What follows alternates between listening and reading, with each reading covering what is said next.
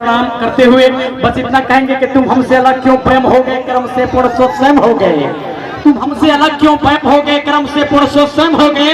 सच मन के पटिटियों में बड़े थे जिगर, आज सत्यम शिवम सुंदरम हो गए। महाकाल के भक्त रवि किशन जी का हार्दिक स्वागत, अभिनंदन मंदन। हमारे मुख्य अतिथि जी का भी स्वागत। साथ ही साथ इस कार्यक्रम के आयोजक महोदय परमादरणीय आप श्री अनिल कुमार सिंह जी, पूर्व ब्लॉक प्रमुख, साथ ही साथ श्री विनय सिंह जी, अजय सिंह, बबलू भैया, सभी का हार्दिक स्वागत।